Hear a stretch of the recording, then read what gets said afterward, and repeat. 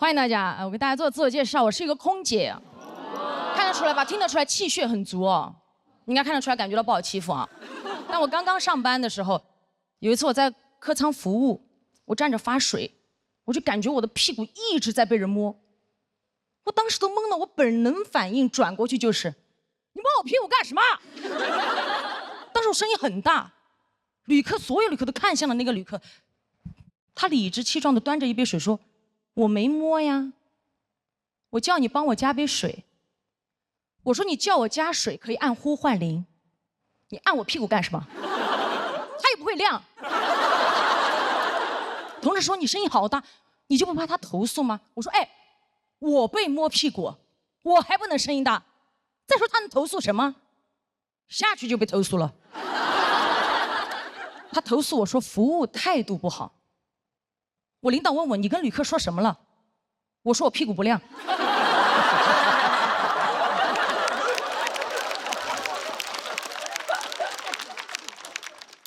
导说你怎么能这么跟旅客说？我说就是不亮啊，你的会亮吗？给我看一下。经常遇到这类的事情。还有一次我的一个小同事，一个小妹妹在客舱工作的时候被一个旅客要电话，旅客说你不给我话我就投诉你，我想办法能要到你的电话，非常害怕，走到后厨房问我姐怎么办。我说我跟你一起去，我走到那个面前，我说你是不是要他电话？你连我都一起要了。旅客说我不要了。我说你为什么不要？他说我就是不想要了。我说嗨，电话只想要一个了，刚刚发饭的时候餐都要2盒。但这句话我没说啊，我怕被投诉嘛。后来下去还是被投诉了，他投诉我。非要给他电话。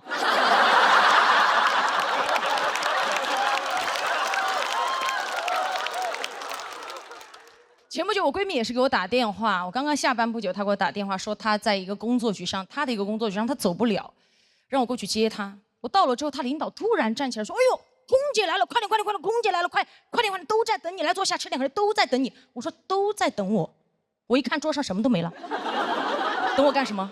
等我来收餐。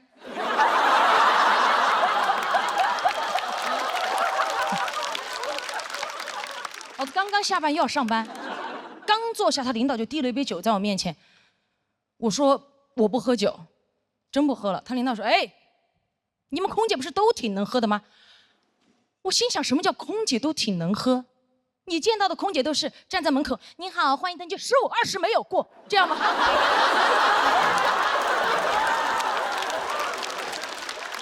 没有吧？所以当天我还是压制着情绪，礼貌的跟他讲，我说真不喝了，领导，明天还要上班。我实在是不想跟他多说话，当时脸色也不太好看。只见我朋友的领导脸色一沉，拍了拍我朋友的大腿，说：“你朋友生气了？”我看到噌的一下站起来，你摸他腿干什么？当时我仿佛听到有人说了一句：“他声音好大。”但我就这么一吼，当时在场所有人目光锁定领导，领导一看就是老手，他举起他右边的老手说：“我没摸呀，隔着裙子不叫摸。”我低估了他这张老嘴，我气到浑身发热，汗流浃背。当时左边胸上的硅胶胸贴气到贴不住，咣的一下就掉出来了。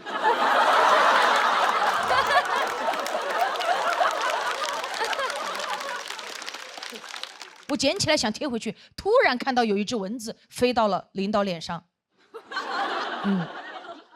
应该有一只蚊子。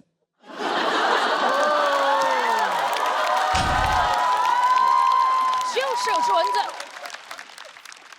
我抓着我的胸贴一啪甩在他脸上，啪一声巨大一声，当时领导都懵了。他说：“你打我干嘛？”我说：“没打呀，隔着胸贴不叫打呀。”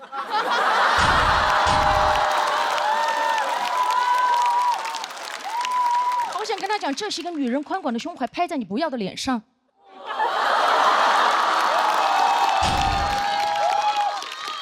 我手收回来的时候，胸贴依旧在他脸上，显得他脸皮更厚了。他当时什么话也没说，只是默默地摘脸上的胸贴，一边摘一边看着我闺蜜说：“你朋友挺有种的。”你看，她连这句话都不敢对着我说，因为她知道我真有。而且她但凡有点常识哦，她就知道这不是我全部的实力，因为我还有一个胸贴。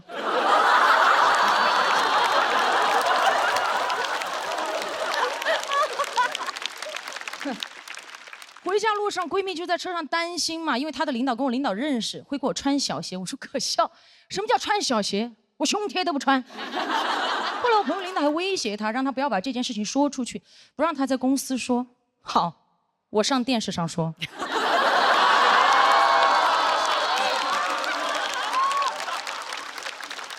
说出来是我该做的事儿，又如何是她该想的事儿？领导还跟我朋友说退一步海阔天空，哎，我不退他也阔也空啊。凭什么要求我们心胸宽广，他怎么不注意自己的言行？哎，我们坦坦荡荡的胸怀都需要遮遮掩掩，他猥琐的大脑凭什么堂而皇之的带出来？我觉得不公平，我建议他出门带脑罩。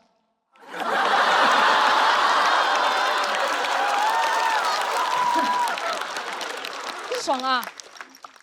还有这个领导，如果你不想被骂，你就别做，对吧？如果你做了，你就别怕被骂。如果你觉得今天我骂的脏，哈，隔着屏幕也不叫骂。谢谢大家，谢谢嘻哈的表演，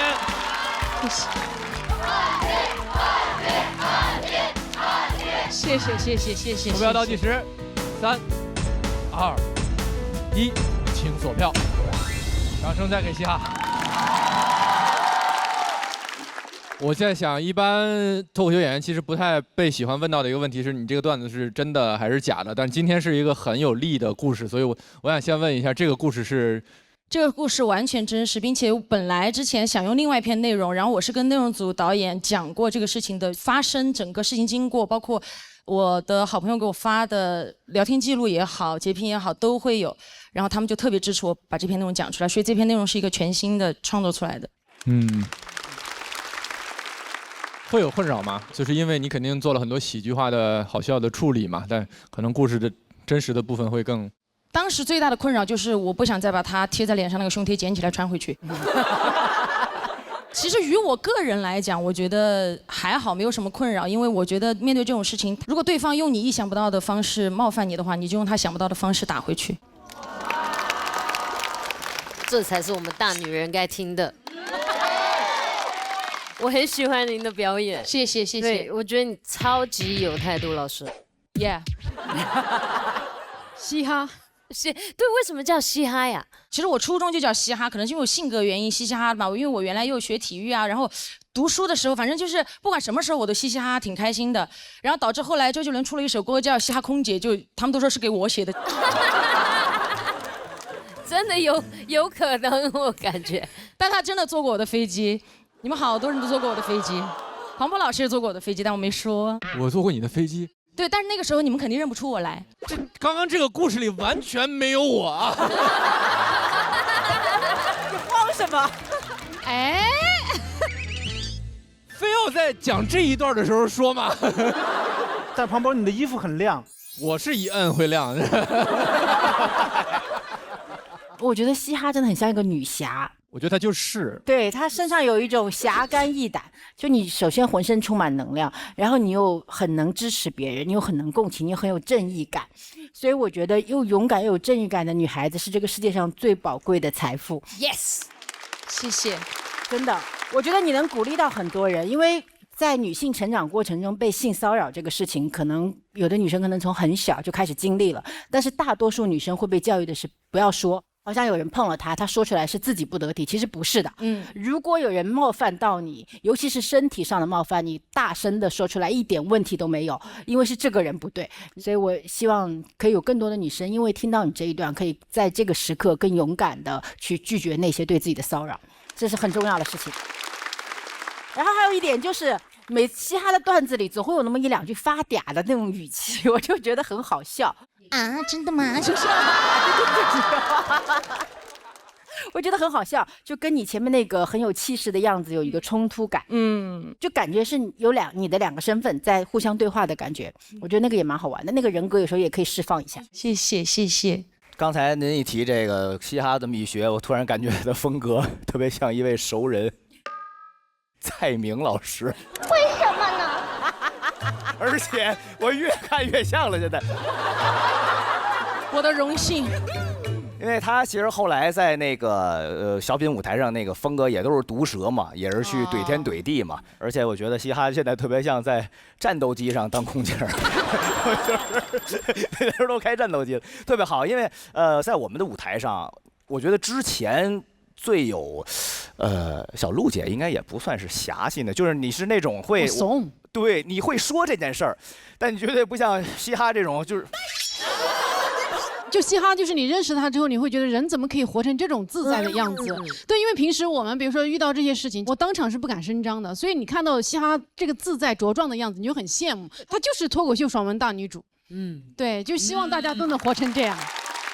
这可能是跟我成长环境有关系吧。我的家庭，他们告诉我的永远都是你根本不要害怕冲突，你就去解决就好了。然后你也不要去害怕你没有解决问题的能力。所以我从小到大我都不害怕去遇到坏事，也不害怕遇到解决不了的问题。因为如果我遇不到坏事的话，我就不会拥有解决坏事的本领。就不试试你怎么知道解决不了呢？是不是？对吧？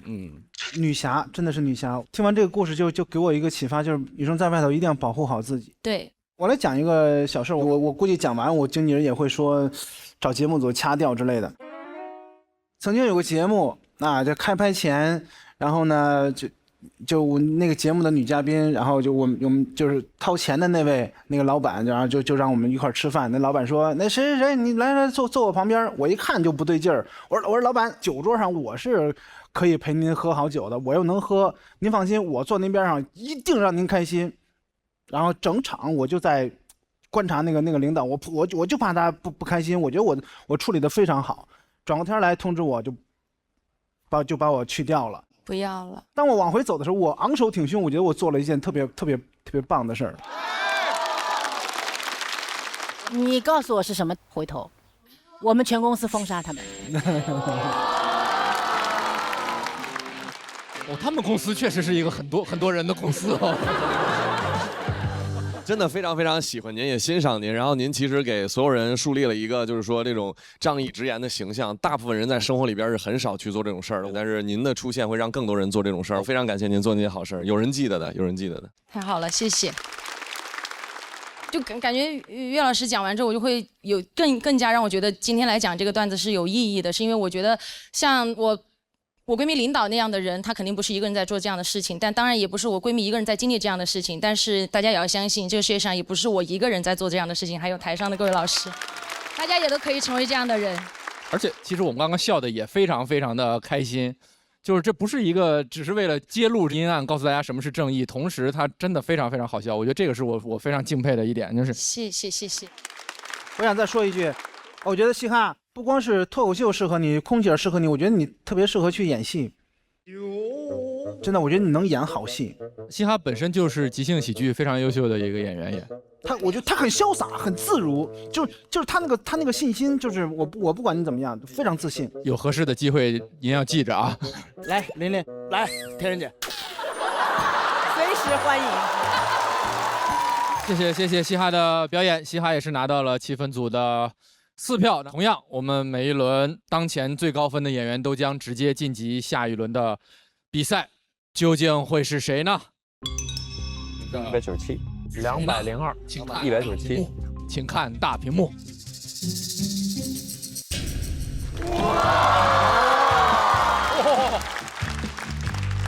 恭喜嘻哈199票，成功晋级。嘻哈这一轮，他把他本性里边那个所谓的侠女风范那个体现出来了，然后有时候甚至是不管自己境遇的帮助别人，这太了不起了。他小的时候就是那种路见不平拔刀相助那种，从小就这种性格。我们院子里面有个小朋友比他小，就喊娘娘姐姐，他小名叫娘娘。娘娘姐姐他们打了我，哪个打了走，他就带到球。这个就之前鼻子这个地方被烫烂了的小狗，当时捡到它的，第二天去医院的时候才发现，它这个地方就是从额头到鼻尖，就是那种烟头烫的。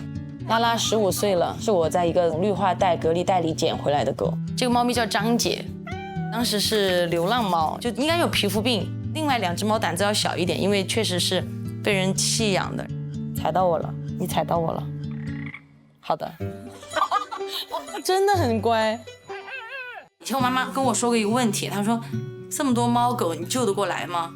但我其实也想过，其实有段时间还是挺纠结的，因为我要去做这个事情，但是被丢弃的又越来越多。但是我觉得，虽然我救不了所有的流浪小动物，但是对于我救的他们来讲，我救的应该是他们的全部吧。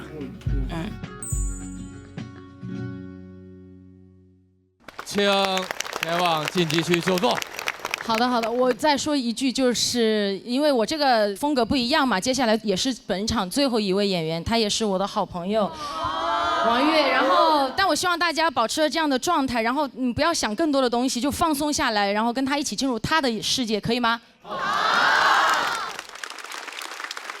又帮助了一个人啊！谢谢嘻哈，请前往晋级区。非常优秀的成绩啊！那下一位也是这个拼盘的最后一位演员了。刚刚嘻哈也帮他托付过了，虽然经常他是大家非常喜欢的大甜甜，但是今天大甜甜要和我们分享一些他是小甜甜的时候小时候的故事。掌声有请王悦。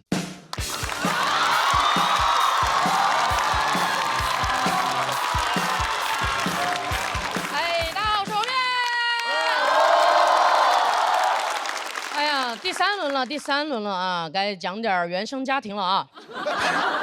哎，我小时候，我爸爸妈妈是开小饭馆的，卖点什么包子、饺子、米粉、面条之类的。我们家的饭馆名字叫好好吃，只有我一个人听进去了。我每天都坐在饭馆里面好好吃，但我们家饭馆的生意还是一般，爸爸妈妈呢就是闲着是闲着，不如就吵点架打点架。饭馆嘛，也需要一些真正的人间烟火哈。我印象里面最深的画面就是2个人忙着忙着，突然就打起来了，从那个店门口打到后厨，2个人简直不知天地为何物。甚至有的时候就是你一盆肥肠，我一盆牛肉的互泼。我们店里面有些顾客明明点的就是一碗素面，吃着吃着就变成了臊子面。而且我是来了上海过后，我才知道你们这边管臊子叫浇头。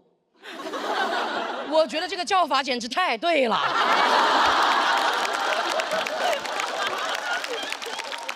我爸妈就是这么用的，而且也是来上海待久了过后，我才知道你们这边管这个叫家暴。我觉得这个叫法简直太对了，因为我妈就没赢过。我知道你们现在很紧张啊，我当时的家庭氛围就是这么紧张。你们反正就紧着听吧，我松着讲啊。反正这些事儿，我觉得说出来又如何嘛，是吧？每次我爸爸妈妈一打架，我妈妈就会披头散发的跑回娘家。娘家人没有那么好惹的，马上就要选出一个代表，去讨个说法回来，就选了我舅舅。我舅舅长得跟我一样高，已经算是我们家里当时最高的了，看起来就挺好惹的。我舅舅每次来到饭馆门口，2个袖子往上一撸，站在门口大喊出来，那就是他那天说过最狠的话了。就2口子闹矛盾，家里面的人一般就是坐下来吃个饭，就当无事发生了。我舅舅本来还很生气，但他吃着吃着就开始晕碳了。跑回去唯一的说法就是这个回锅肉还挺有说法的。就我们家的日子就开始这样日复一日的循环起来了。妈妈一回去，舅舅就会来；舅舅一回去，妈妈就回来。我舅舅后来都3高了，所以我爸打我妈这个事儿，最难消化的人不是我妈，是我的舅舅。直到我4岁啊，问题依然没有被解决过。我舅舅趁着唯一一次还没有吃晕碳的时候，就悄悄地跟我妈说：“抛嘛，不行就抛。”我舅舅实在是不愿意吃回锅肉了，我妈也决定要跑，她就开始偷偷的在饭馆里面存钱。那个时候卖1碗面，她能存5毛；卖1笼包子，她能存3毛。所以有段时间他经常就在店里面给客人推销面条。其实每个吃过我们家面条的客人都助力了我妈的逃跑计划。我都在想，幻想我妈妈逃出去那一刻，别人越狱是 freedom， 我妈妈出走 noodle。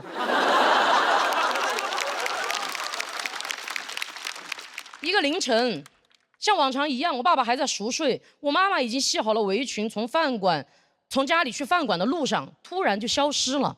我后来问他，我说你到底是什么契机决定要走的？他说当年有一部火遍大江南北的电视剧叫《不要和陌生人说话》，有看过的吗？有看过的吗？看过的你们也有点年纪了哈，你们反正。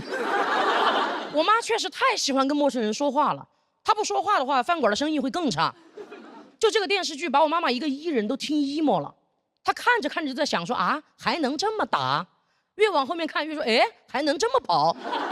我妈跑了过后，其实我爸爸那边的所有3亲6戚都对我爸爸发起了直达灵魂的羞辱，就问他说：“你连你老婆都管不住，你算什么男人？他在存钱的时候，你到底在干什么？怎么可能就找不回来呢？中国就这么大。”我爸爸真的受不了羞辱了，他决定学习冯远征，亲自远征，去我妈妈娘家找人。其实我妈妈就藏在村子里。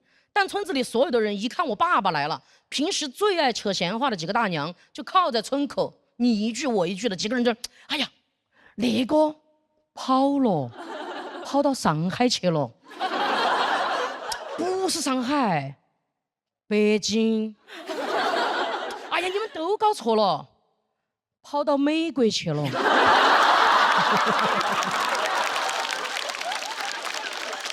爸爸听完过后说：“难怪我说怎么中国找不到啊！”我妈其实最后是通过失踪2年才成功的自动跟我爸爸离婚的，所以法院判决那天出庭的人只有我和我爸。我觉得我妈妈挺勇敢的，她的缺席让我第一次看见了一个看不见的女性，因为她知道挨打的她离不了婚，她就只能成为那个消失的她。我知道你们现在又紧张了啊，但当时法院的氛围就是这么紧张。你们紧着听吧，反正法官是松着判的，把我判给了我爸爸。当时他对着4岁的我说：“小朋友，你是想跟着爸爸呀，还是想自己出去单干呢？”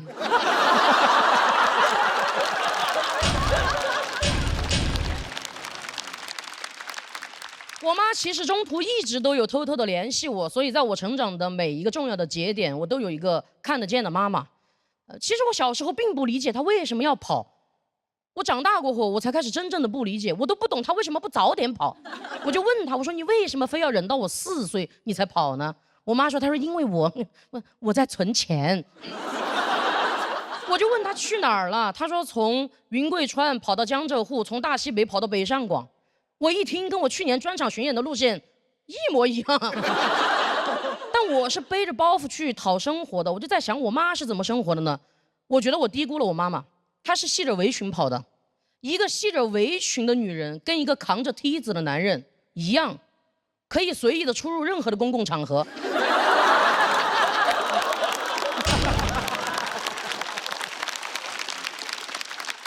就哪怕是联合国开会，我妈去了，保安一看到她都说：“哇哦，包子饺子普利斯。”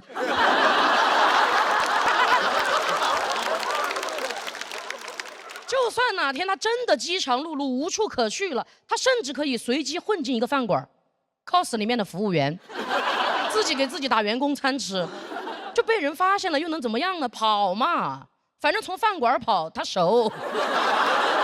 而且最后跟大家分享一个好消息啊，我现在跟我的妈妈生活在一起。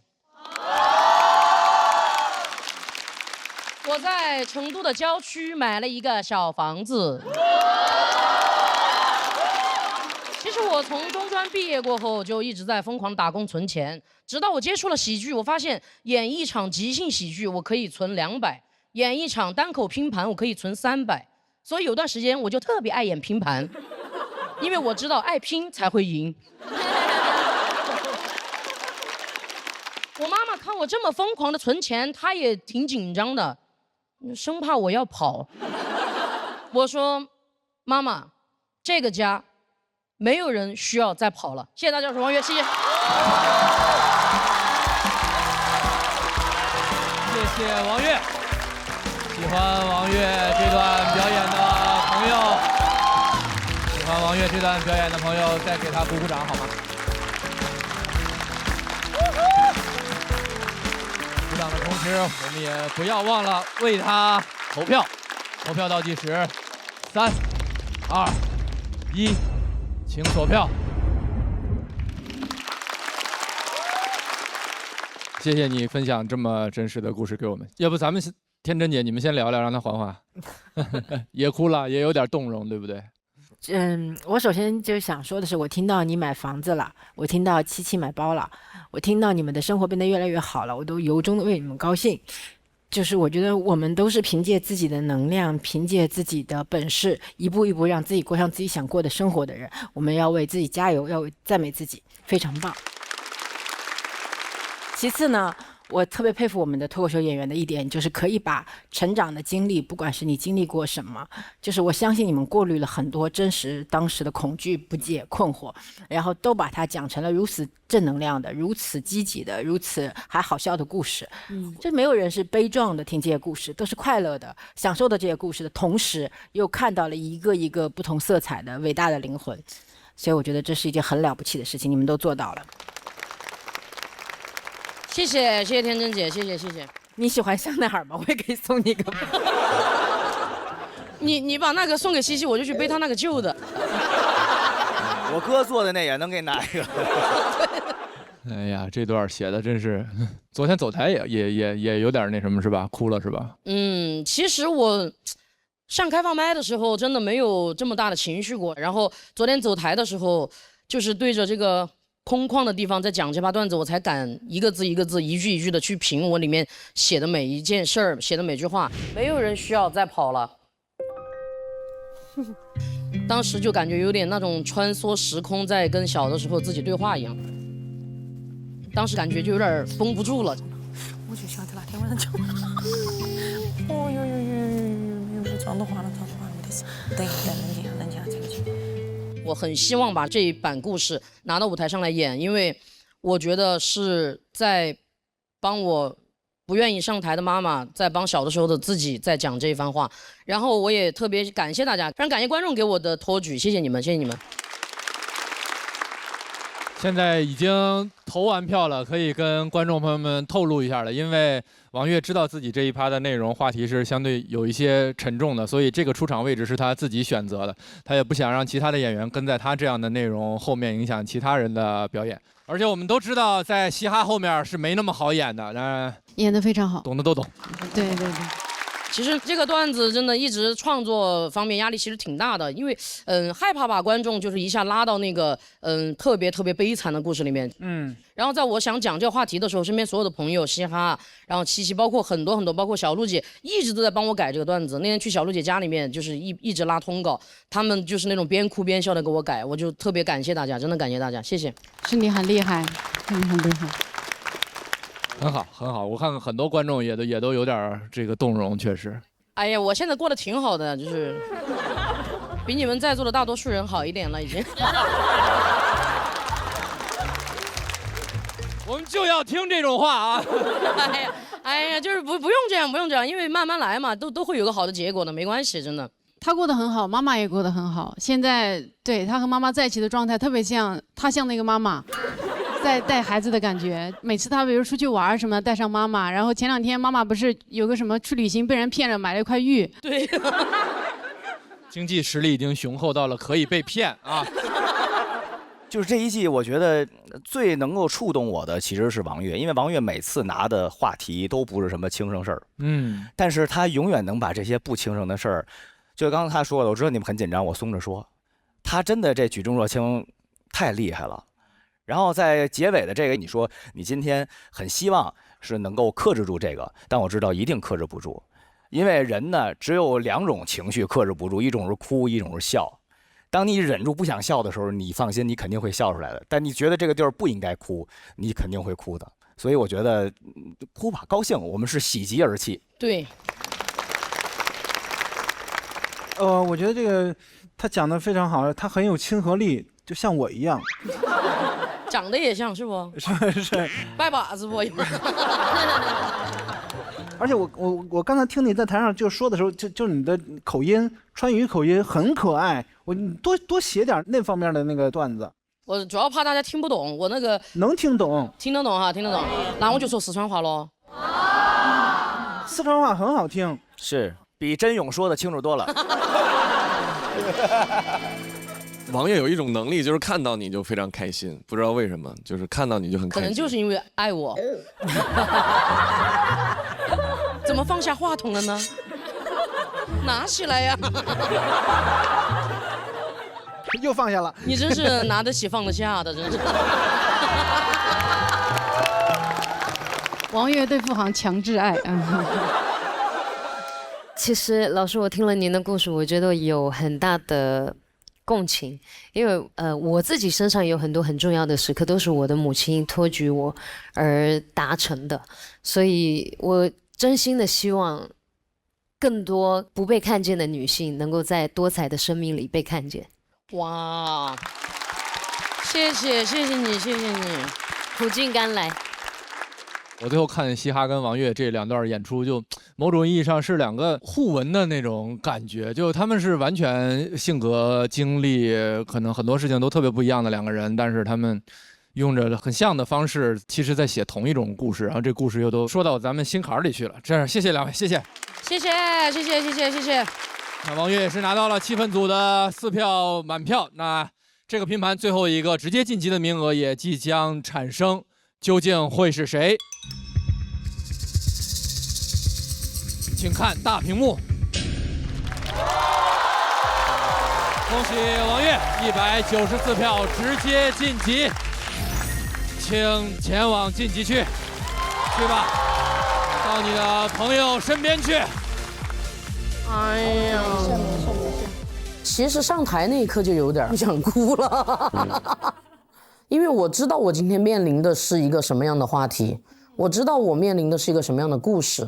可能这个5、6分钟的段子，在别人眼里面就是一个我的人生的过往，但是我知道这对我来说，对我妈妈来说是什么样的存在。我觉得这个故事里面最不容易的人其实是我妈妈，她要背负到所有人对她的骂名，要背负到作为一个母亲，就是要放下自己的小孩。我就觉得那个时候如果实在是再不走的话，我就活不下去了。我如果活不下去了，我女儿咋个办呢？我女儿不是更糟糕更惨？我就觉得我必须要出去。但她一直中途都有在回来看我，她来看我一次，我们每次分开的时候，在大街上就是那种撕心裂肺的哭。因为我妈妈呢，我也知道她很多不容易，但是后来我们反正也好起来了嘛，就是我也好像能上台找到真正的光，然后好那么多的观众喜欢我，又能挣一点钱，然后又能把家里面就是弄得更好一些嘛。你那个啥子爱奇艺录到只出了第1期那个节目啊？就是那天他回来才给我看的，我没得爱奇艺的会员。我没得，本来就没得啊，是王悦才有。我给你买嘛。你看这个电钢啊，我妈现在发挥老年余热，她自己还在这里学这个琴。其实我跟我妈现在的生活已经比之前好太多了。我也很感谢当年我妈妈的出走，是她当年的勇敢，才有了我们现在的生活。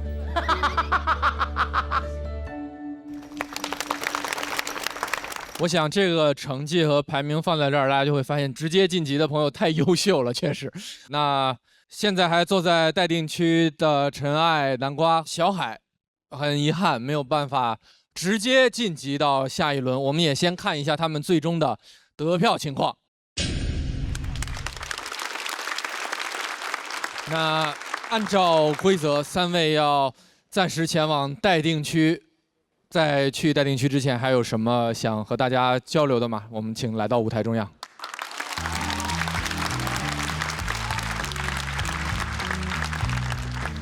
其实能来参加节目就很开心了。我觉得今年我的感觉就是，这不像一个比赛，更像是夏令营，就是认识了很多演员朋友。我平常跟他们在一块儿笑得比观众还开心。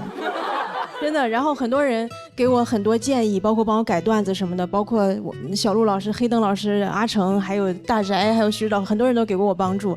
我特别开心能来参加这次节目。然后我还有一个，我想跟于博说一句话，于博能进，我觉得比我自己进了还开心。因为于博是我见过的唯一一个比我还不自信的人。所以他进了，我特别开心。你要相信自己，就是岳明之前跟我说的话，我跟你说，你真的很棒，你要相信自己。是这样，谢谢。我觉得我可能是变化最大的，因为我第一轮是用去年的状态演的，就是非常紧张，也放不开。然后到第2轮，其实也是上台很忐忑的，但是结果出来之后，我觉得我有了一些自信。恭喜小海194票，成功晋级。然后到第3轮，我演出的时候，就是我第一次在录制的时候演出了一种线下商演的状态。我怕我一打开，班主任在那趴着。我第一次在录制的时候敢看观众，然后有一种在跟观众交流的感觉。就是我真的觉得，虽然分数是这样变化，但是状态是我觉得有点越来越好。我觉得小海真的很像那种一片小海里面有鲨鱼的那种感觉，就他一定是内心有特别多的很尖锐的部分，但他只是偶尔出现一下。还是希望大家去看小海的专场，小海不错。今年来参加节目，我也带着去年在这个节目上的照片。我一直很开心，哪怕淘汰，我觉得淘汰它不是淘汰，是我人生新的开始。然后希望未来就是自己多去感受一下这个世界吧。然后我再最后再对唐湘玉说一下吧。因为我知道唐姐其实也挺不容易，挺内耗的，我只能陪你到这了。然后后面的比赛继续加油吧。希望你能够挺到总决赛，拿到更好的名次，然后我们就结婚吧。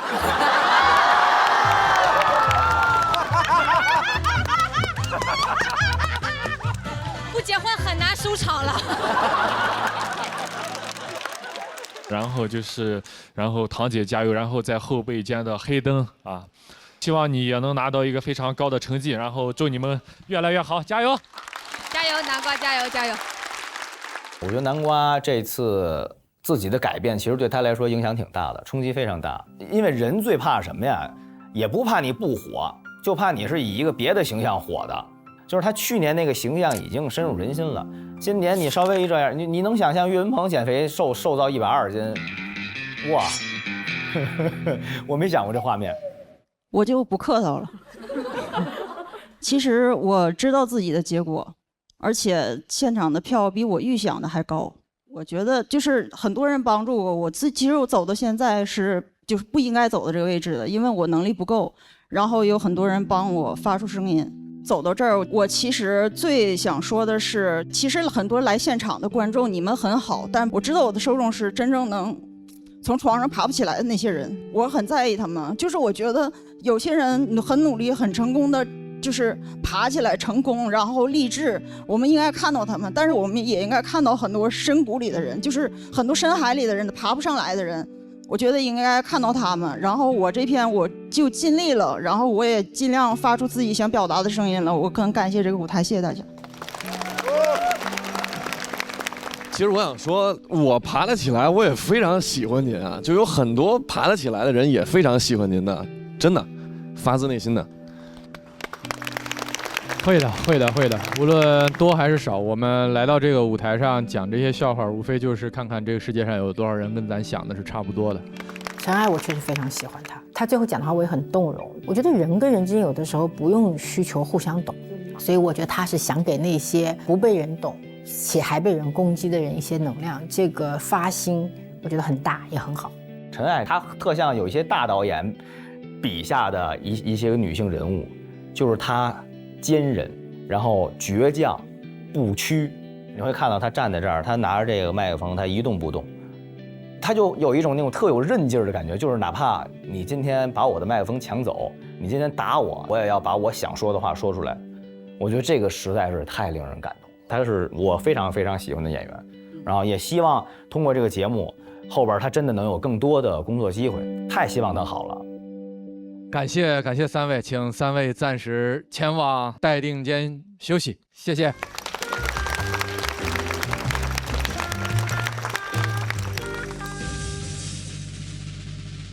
这确实是一场情绪浓度、能量都很充足的演出。那最后再请问一下咱们气氛组组长四位，这一整场看下来的一个感受如何？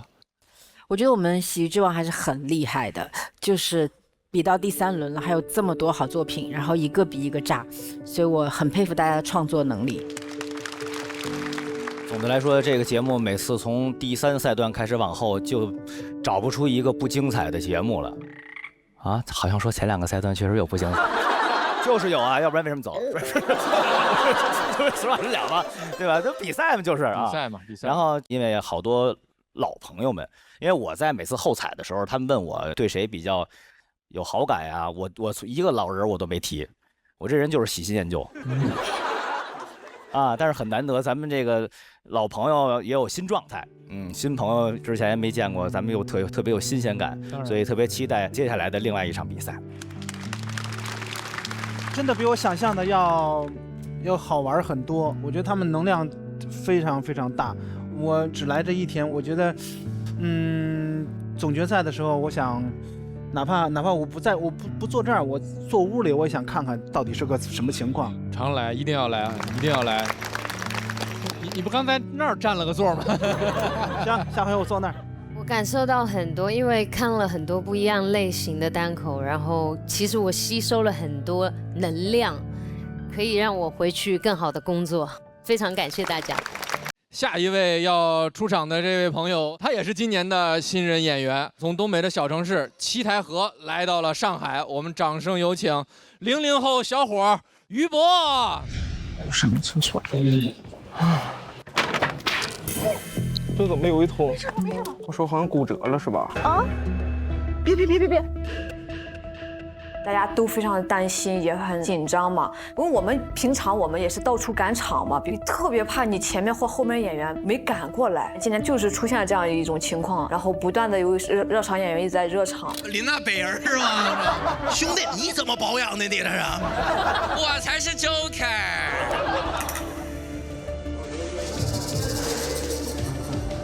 关节回去了，太好了，是脱臼。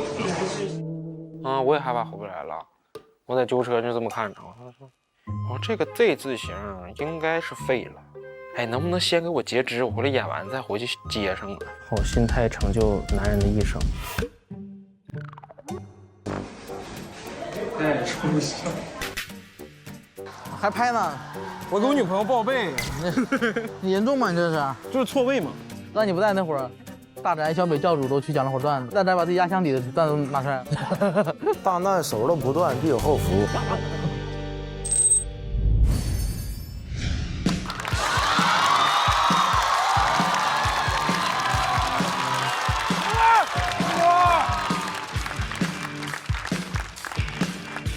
嗨，朋友们，嗨，稍微先解释一下这个手哈。就是在刚才休息的通道里边，因为太暗了，摔了一跤啊！想过在这轮输给堂姐，没想过输给黑灯。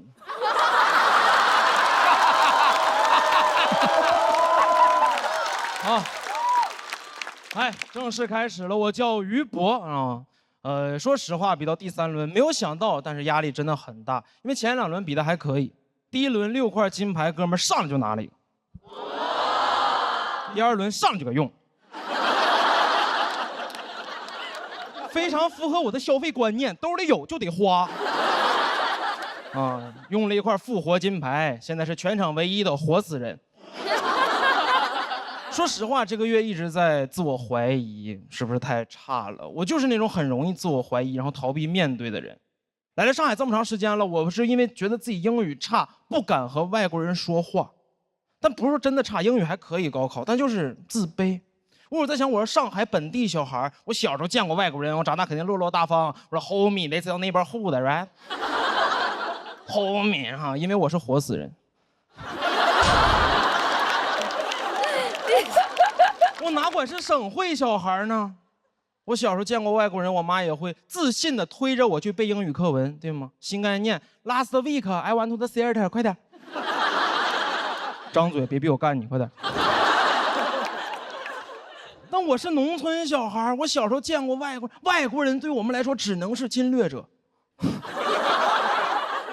在农村见着外国人是我一生的阴影。在老家见着2个白人，我说这是啥呀？怎么了？八国联军撤退没通知你啊？怎么东西拿到大英帝国博物馆给你俩落下了？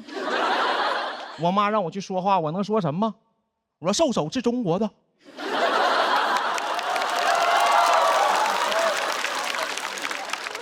他说哥们儿，我也是中国的，我少数民族。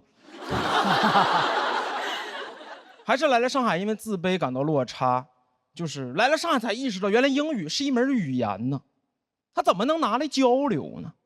我们的英语只是一门学科，落在试卷上，还交流。我们的英语学的跟捧哏似的，最多保证话不掉在地上。还什么听说读写，我们就是嗨，没听说过。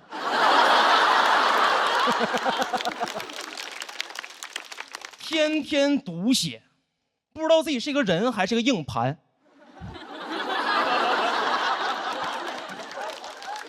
啊，不是说为了抖一个谐音梗，是因为我们那年黑龙江英语高考英语不考听力，不是说真的不考，就是播放但是不算分儿，高考当白噪音放。我们训练的不是如何听懂外国人说话，训练的是如何在外国人说话的时候屏蔽，专心干自己的事儿，快点。阅读理解，写作文，快点。长大了，外国人说话不是听不懂，听不见。一听着外国人说话专注，出国都没有工作，特别适合给外国人做美甲。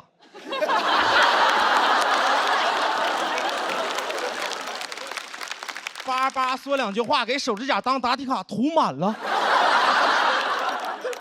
只能做美甲，不能纹身，因为忍不住想写作文。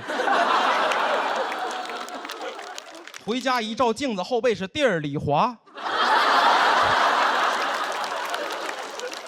英语学得很尴尬，对吧？精通掌握，因为成绩还可以，但是绝对不会主动使用。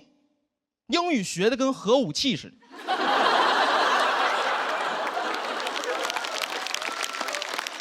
朋友还问呢，说你会不会？我说会。他说那你说呀。我说还没到时候。我方不使用，但掌握英语威慑。别说英语了，来上海中文都快不敢跟别人说了。前两天在路上，一个闯红灯的电动车把我撞了，不是撞的这个，把我撞了。当时我挺生气的，因为我占理，我说你闯红灯是错的，你道歉。他理直气壮，他说我在闯红灯的时候故意站在路中间，我没有父母，说我在马路中间站着是为了投胎见我的父母，给我一顿骂。在他眼里边，我是一个恶意撞他的孤儿。我是个肇事孤儿。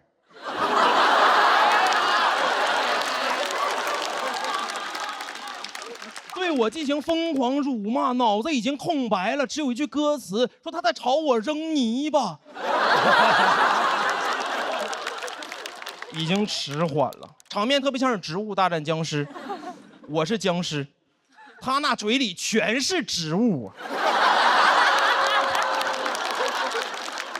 我当时就看着他，我说这个世界是不是就不需要规则呀？因为他说着说着，只有我们这种感觉伤害我们，只有我们这种自卑的人才需要规则。说着说着来了一句啊，红灯剩3秒就是绿灯。他说，那你阳寿剩3年就能埋了吗？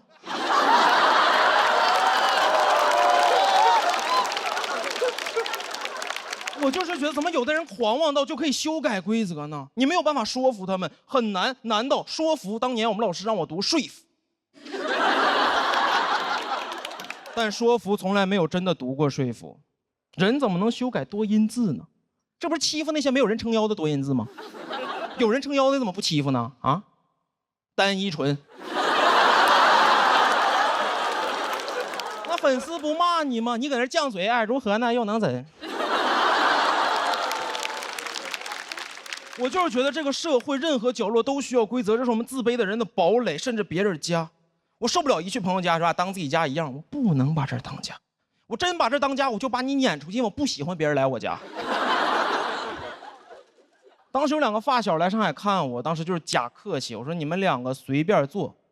一个哥们儿开始翻我的衣柜，另一个翻我的冰箱，我往那一站，像个中介似的。我这从东北来看我，还来看房的呀？怎么直接拎包入住了？然后2个人吃会儿外卖，一个哥们说在这住吧，另一个说好，我说啊。2个人躺到了沙发上抽烟，很过分，但碍于情面，只能小小的报复他们，在他们抽烟之前拿走他们的火机。做到这种程度了，他们才被迫用燃气灶去点烟。拿完之后，觉得自己很无助，感觉自己特别像是印第安人。有没有可能当年印第安人也就是客气了一下，和第一批下船的欧洲人说你就当自己家一样？他们直接拎包入住了。印第安人往那一站，欧洲人说在这住吧，另一个欧洲人说好，印第安人说啊。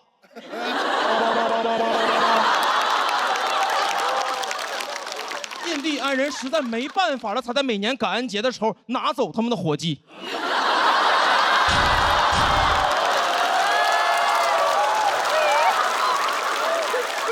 我真的觉得自卑的人的底色和印第安人是一样的，我们最大的共同点就是都不会说英语。第一次在老家见到白人，都是我们一生的阴影。我们就是站在那里不动，他们向我们走来，我没有办法说服他们，但是我希望能永远说服自己。谢谢你们。谢谢于博的表演，喜欢于博表演的观众朋友，千万不要忘记为他投票。投票倒计时，最后3秒钟，请锁票。掌声再给于博。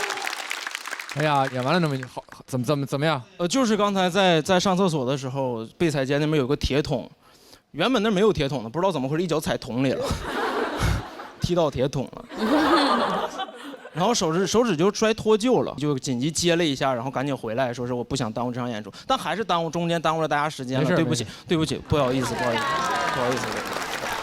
没事，观众也丝毫没有同情你，这是。笑得可开心了。这边有一个观众，他手上那个冰棍是他自己吃的吗？他们绑得特别草率，当然绑成这样。我说回来，我说是不是麦克风得戴在这儿啊？这是什么造型啊？对，唱跳的眉飞色舞，好古典的一个韩国女团的唱法。他演得很好，为你开心。对，上台的时候还是心有余悸，因为第一次接手指，然后腿还是抖着。这就开了金手指了，这就。我记得你俩先拍灯的时候，拍在活死人上。对，他 Q 了2遍活死人。第一次我原来以为是 Walking Dead 的梗，对不对？第2遍是 Walking Dead。然后因为我听到2次，我就说这个我一定要拍下去。你知道吗？你就换一个链子，再戴一个墨镜，你可以去隔壁直接参加比赛，你样子看上去非常像一个 rapper。这个于博也太帅了。他是 rapper 吗？然后我可以从老师您的这个作品里，听到就是很多很相似的精神吧。我觉得就是 rapper 里面的那种自我守护、自我守恒的一个支撑自己力量的一个精神，就是未来路会很长，你来的路也是可能坎坎坷坷，但你总是会把最正向的能量托举你自己，就一遍一遍的把这些原来不怎么好的境遇变成了一个好的境遇。哦，谢谢哦。主要他这老跟要结印似的，我也不知道。对，我特别担心上来本来要比 Walking Dead， 我说这是 W 吗？这不是一汽大众吗？这不是。我想问问这个小兄弟，你是这个手受伤了，你脖子也受伤了吗？我脖子就是天生短，还鱼脖。虽然你的说话的语气铿锵有力，但是你的这个姿势就是观感上就没有那么的强，就是演出我们要直起来。哎，他直起来头就去后边了，好像。谢谢，非常感谢我的康复师，感谢。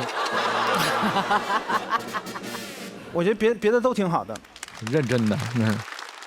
我其实他刚才有一点特别打动我，就是关于多音字那事儿上，因为我们从小学了很多多音字，然后一遍又一遍的，小时候还有改错，就为了记住那个现在是错的音。然后我好不容易都记住了，然后我还会笑话那些念错的人。现在你说他们对，就我白记了。说服啊，对啊，什么给予一骑红尘，对，做记的，对啊，就是现在我白学，现在我不对了，我不发言了，我怕以后这还不对。其实这个当时写的时候有点想展开聊，因为其实很多本来想就展开说怎么人多势众还能改变这个东西。就是之前看了一个故事，说是熊猫原本叫猫熊，但是传到了欧洲，他们不会从右向左读，就改成了熊猫，把现在真正的熊猫叫小熊猫。我就觉得欺负人，我特别喜欢为那种什么少数的多音字啊、小熊猫啊发声什么的。那要这么说，那应该没有，应该叫阿德南普。因为他得从后往前念的英文嘛，不是吗？哦，还是您哦，我英语不好嘛，对不对？哎，我觉得于博身上是一个，他是个气质非常冲突的人，他身上有一种又怂又刚的气质，就是他的观点都非常的刚，但他整个人物又非常的怂。就还行，我只有在演出的时候就感觉自己说的话才有人听，然后就会觉得这是属于我的话，你们听就好了，接收就好了。但是一旦下来会觉得，还是耽误大家时间了，就那种。我觉得你的人格里可能有这种比较冲突的部分，就是你还是有一点比较需要外界给你力量的那个肯定的东西。如果外界没有给你及时反馈，你可能就会有一点散掉。然后你今天的整个讲述的文本我非常喜欢。其实本质它讲的是同一个东西嘛，就是那些不懂拒绝的人其实并不是没有意见，是要关注到这些人他有真实的意见跟态度在的。所以这整个是一个结构很完整，然后就是很有张力的一个内容。谢谢老师，谢谢老师。段子里不也聊了吗？上一轮把复活金牌咔嚓就给用了，这个事儿确实影响很大，是吧？就输得很丢人，所以这把绞尽脑汁想了很长时间，想了不同的载体。好嘞，谢谢于博的表演，于博也是获得了气氛组的4票。那同样的规则，当前的最高分的演员将直接晋级下一轮的比赛，究竟会是谁呢？于博这篇挺好，而且这小手指头这么一绑，灵感还来了呢，梗也密，然后角度也好，又回到了他第一期那个巅峰状态。于博至少185、188。我们请看大屏幕。哇，这么高！恭喜于博194票，成功晋级，请直接前往晋级区就座。就握左手吧，握左手吧，握左手吧。太牛了，我觉得这就是一雪前耻啊！于博这个赛段太不容易了，他真的应了他那个专场的名字，就是死地后生。于博这场真帅，他那个带劲，已经有种你在听音乐节的感觉，把我们社团的风采展现得非常好。于博这天降素材，真的脱口秀演员就是这点没人性，你知道吧？就是哪个演员怎么地了，马上就说你小子又有素材了，全是这种。当时得190的时候还挺爽的，因为我从来没在这个舞台上得过190，但是爽了一下，就爽到在晋级区那一直坐到那儿，整个人就回归现实的感觉，因为当时发生事儿太多了，其实就出来就特别平和了。Yes。那我们下一位要上场的朋友，很多朋友都非常熟悉他了，因为他茁壮的生命力。我们掌声有请嘻哈。